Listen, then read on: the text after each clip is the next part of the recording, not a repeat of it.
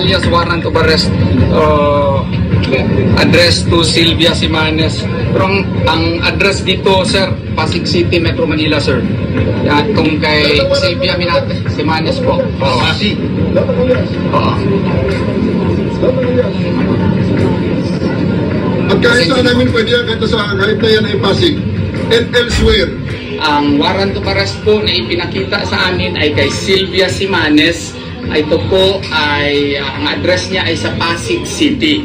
Sir, kasi ito, kasi ito, enclosed building. Attorney. So yung address sana, sir. Address sana. Ito, attorney. Yes, sir. Hindi ito ang lugar para tayo magdebate. Yes, sir. Kung may reklamo ka, mag-hain ka na lang ng reklamo. Pero ngayon, papasok kami sa ayon sa gusto mo. Okay? Sa amin pong palagay, under the rules, Rule 113 of the Rules of Court, a warrant of arrest addressed in Pasig City is not a license to conduct an unbridled search into the property owned by a different entity. This is the first time ever in the history of the Republic of the Philippines that a warrant of arrest with an address in Pasig City, sole warrant of arrest which has been shown to us, is being used to conduct an unbridled search and now destruction of the property of the kingdom of Jesus Christ. The issue here and the reason tumatanggi si Attorney Torion is because there is a right to the security and sanctity of your domicile. Hindi po ganun kadali. And so therefore, kumbaga, you're violating the privacy of persons. So the court will have to weigh ano yung mas matimbang dyan. Yung pag-violate ng domicile o yung pag-serve ng warrant na wala namang kasiguruhan kung andun yung tao at hindi po specifically nakalagay yung lugar na yon. Papasok kami sa ayon sa gusto mo. So ang plano mo talaga magpasok, yes, whether we like it or not, yes, even if ipagkita namin itong certification. Magreklamo ka na lang, attorney, kung ito ay isang illegal na operasyon. Magreklamo ka na lang. Sige, magreklamo na lang kayo, ma'am. Hindi ito ang lugar para tayo ay mag-debate. Okay? Gusto nyo mag-debate, dalhin nyo sa korte ito. Saan po kayo nakakita na ang arrest warrant ay gagawing isang lisensya para i-search lahat ng properties, lahat ng buildings po ng KOJC? Wala po yan sa batas. At saka, ang arrest warrant po ay nakadirect po sa tao, hindi po sa properties. Hindi naman maliwanag yung pag-enforce ng warrant, at least man lang dapat nire-respeto yung karapatan ng mga tao dun sa loob. How long will that warrant be? How long ang service of warrant? Ngayon na nga ako nakakita ng more than 24 hours, nagsuserve pa rin sila ng arrest warrant.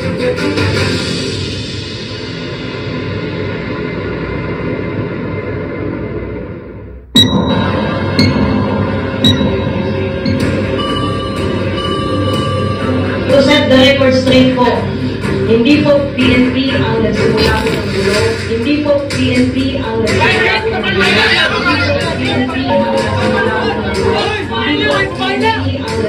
po ng gulo. Hindi po PNP ang nagsimula po ng gulo. Basta may 30 minutes ka, attorney. Pag hindi, alas 5 papasok kami. Ayun, pumapasok sila. Ayun. Sinira na nila. Sabi ko alas 5 ng umaga, medyo kapasok.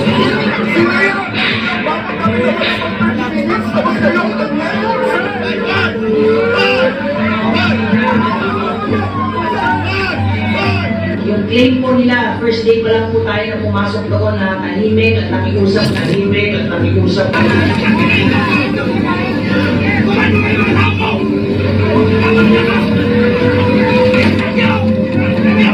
Napayagan na tayo lumabas. Alam niya ng in-charger, ginanyan niyo po. Ginigiba na po sila. Meron pong usapan doon sa harap, pero dito sa likod, nagigiba sila.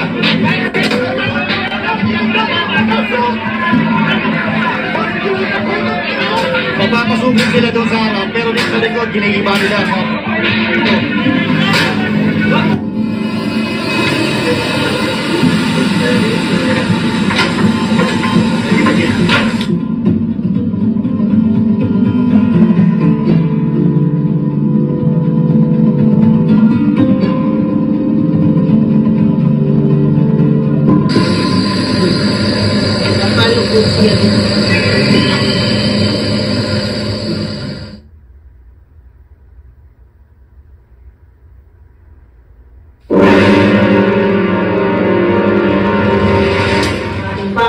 Kung mapapansin ninyo, hindi naghuli ang ating kapulisan kahapon dahil we want to de-escalate.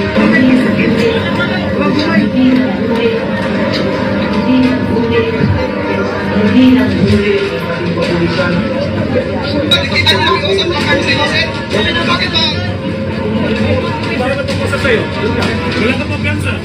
Yung natin situation kahapon dahil pa binato tayo ng mga monoblock at yung claim nila meron tayong tear gas na ginamit ay wala pong katotohanan yun.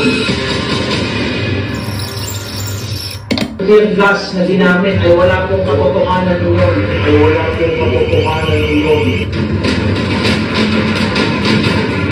Tinapunan ng tear gas, ginamitan ng dahas, gagawin ng IOGs ang lahat para protektahan ang kanilang sarili. Pero ito ang kapalit.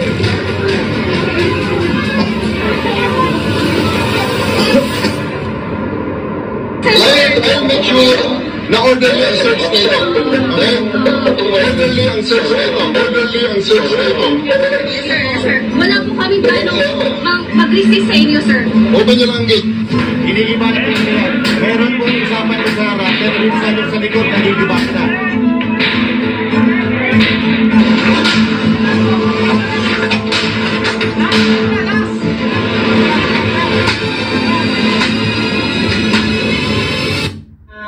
Sinasabi na tear gas kaya binibidyoan nila na nililinis ng tubig yung kanilang mga mukha at mata ay wala po katotohanan yun magaling po yung tear gas. Naku, nag-tear gas na! Jen, mali na mga Jen! Mali na mga Jen eh! Mali na eh! Kaya ka naman sa labas eh!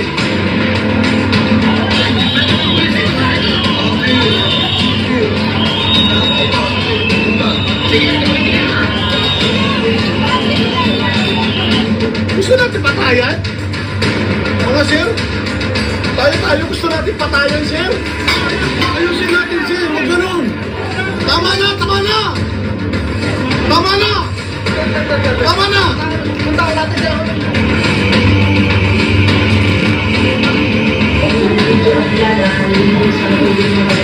Hindi kami gumamit ng tear gas. Hindi kami gumamit ng tear gas. Wala kaming gawang ganun.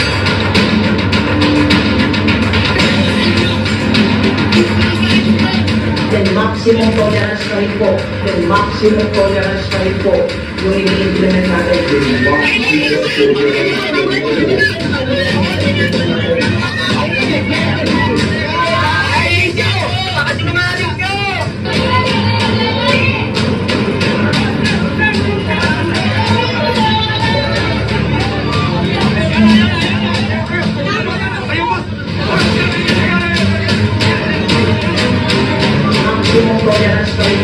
yung i-implement natin because as much as possible we want to really de-escalate the situation mo doon sa loob at labas ng POJC.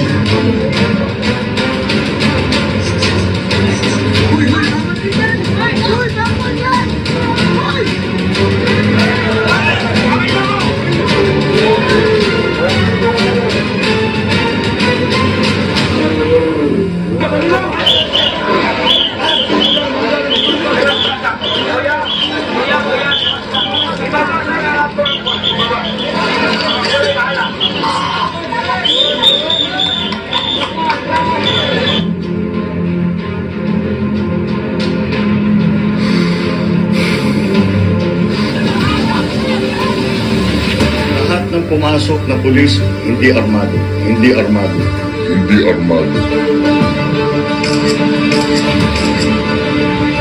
Walang baril kahit isa.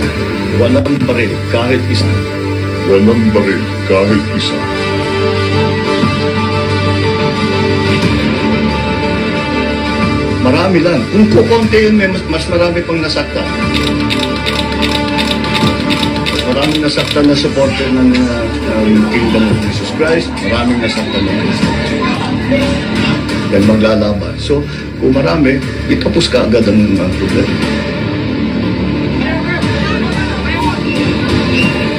So, So that's what we done.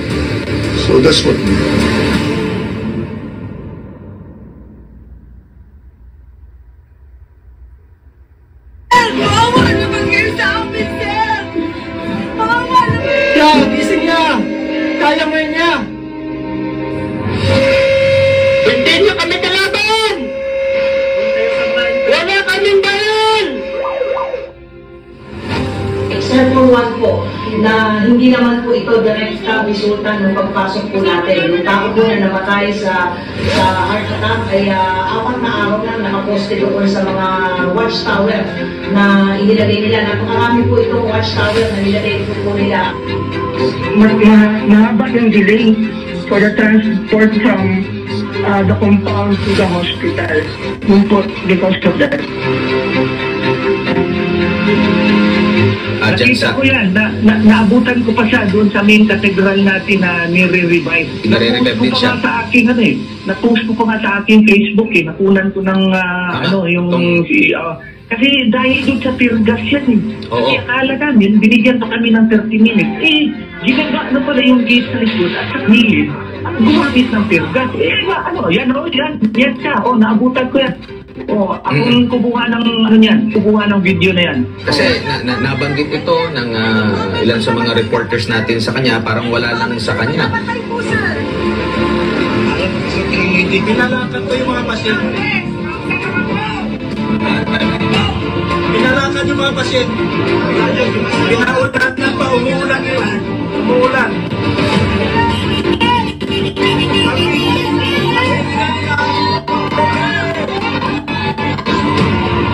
Mga bagya, papapasukin nila, pero mga missionaries, hindi.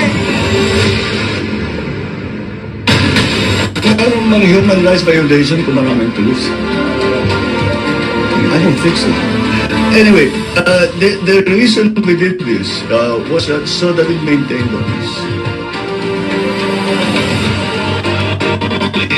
The only way to maintain the peace is to make sure that Korea is safe and is secure. And consider this is a 30-hectare compound. Kailangan mo talaga ng maraming tao.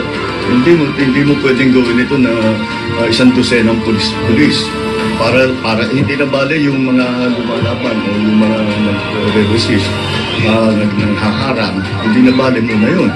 Para lang yung pag-inspeksyon ng 30 hectares, kailangan mo na kagad ng maraming tao. So, I do not see, I think what they are talking about is political na yan. Hindi na totoo yan. You go to any human rights advocate, there's nothing that we did.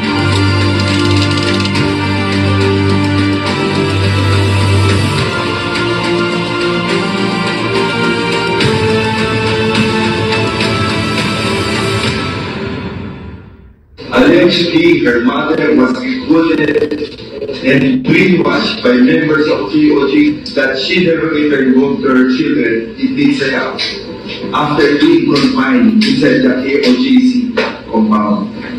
They were told that her mother has been suffering from pain for her feet and has difficulty in walking, which prompted her daughter to seek for assistance and rescue her mother.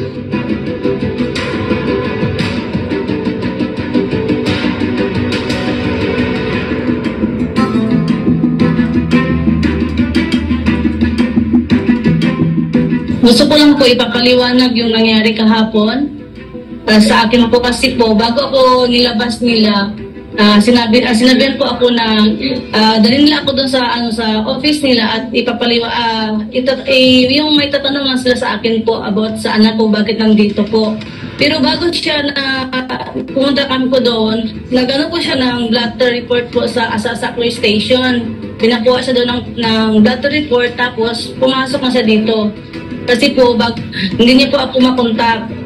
Bali, yung anak po ninyo ay hindi po nandyan nagstay sa KOGC compound sa Davao. Siya po ay doon galing sa labas sa inyong bahay. Tama po ba? At kayo ang nandyan sa loob ng compound ng Davao KOGC. Hindi po, hindi po. Okay. So para magbisita siya, dahil nga ikinordo ng pulis, binarikadahan nila ang buong compound, walang pinapapasok, at kanilang sinisita, nahirapan siya mag-contact sa'yo. Tama po ba? Opo, sir. So dahil nahirapan siya mag-contact sa'yo, nilapitan siya o siya ang lumapit sa DSWD? May lumapit po sa kanya na sabi tutulungan daw siya na ipa-blatter. Kasi hindi siya makapa. Ang lumapit sa kanya, police ba? O DSWD o ano? Hindi ko lang, sir, kasi po hindi ko alam kung sino ang lumapit sa kanya. Basta tinulungan siya doon sa sa police station. So dinala siya sa police station. Nagpa-blatter siya. Anong sinabi niya doon at nung malaman mo, anong binanggit niya sa blatter? Bakit naging isang malaking issue ito ngayon na ginagamit ng mga polis? Ano bang nabanggit niya sa blatter? Parang lumalabas tuloy na ito siya ay binigyan siya ng coach, kinoach siya, no? Tinuruan. Yun. Tinuruan siya nitong tao o sino man yung lumapit, dinala sa pulis at tinuruan siya ng mga dapat niyang sabihin para lumabas na parang ikaw ay nasa masamang kalagayan. Yun ba ang pagkakuha namin? Opo, sir, kasi po yung kagabi yung tinawag siya doon sa loob ng ng room. Narinig ko lang na tinawag siya ni Sir Tori po. Tapos yun na, sinabi na sa akin ng CIDG na press daw yun, press conference. Pero yung anak ko, hindi niya alam din na yun pala na mangyari. Hindi niya alam na iharap siya sa media at bago siya iharap, nagkaroon muna sa kanya ng parang tinuturuan na siya kung anong sasabihin at nang humarap na siya sa media, kung anong gustong sabihin ni General Torre, yun ang kanyang sasabihin at palalabasin na ikaw ay dapat ma-rescue. Tama ba ang kuha namin? Opo, sir, opo. Ayun ang nangyari. So, ibig sabihin pala, mga kababayan, totoo pala ang tsorya na nagkaroon ng tanim testigo, tanim reklamo at ang anak ni Mrs. Jenaline Benguel na isa po sa mga kapanalig at nananampalataya sa Kingdom of Jesus Christ ay ginamit ng mga pulis at ang minensyon na pangalan ay ang unit ng CIDG at si General Torre na siya nag-arrange. Mahilig ito mag-press con eh.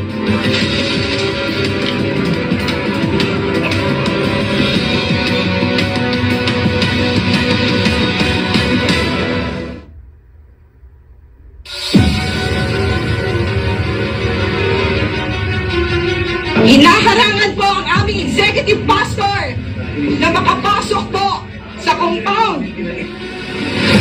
Linawin din po natin yun, sir. They are free po sila. Free po silang pumasok at lumabas. Ano pa man ang rule natin dito? Ano sir, dali mo na kung under arrest. Disobedience. Just can imagine, nag-start po tayo ng Sabado sa pag-i-implement po ng warrant of arrest. Kung wala pong nakakapasok sa kanila, gutom po lahat ng tao doon. So, nakakapagpasok sila ng pagkain doon, nakakapagpasok sila ng tubig doon. Hindi na po nila pinapapasok yung mga pagkain, mga supply. Okay lang naman kami. Hindi kami makakain, pero may mga bata po kasi. May mga bata po, may mga matatanda po dito. May mga sakit na. Marami pong gustong tumulong. Marami pong gustong mag-donate, magbigay ng suporta sa lahat na nandito. Pero para na po hostage ang ginagawa nila sa amin dito.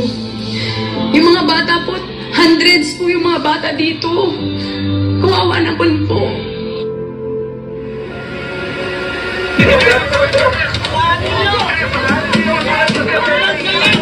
Pumapasok po yung kanilang mga ambulance doon. At yung iba pa pong mga gamit ng mga sasakyan po nila. In the same manner, ang police din po ay nakakapasok.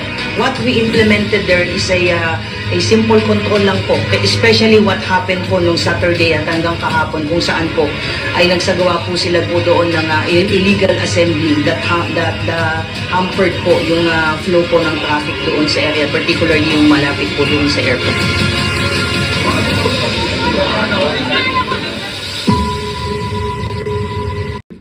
May I just ask you why that's funny? Why that's funny? So, ang totoo, I hate drugs, sabi ni Basta. Kaya, nako,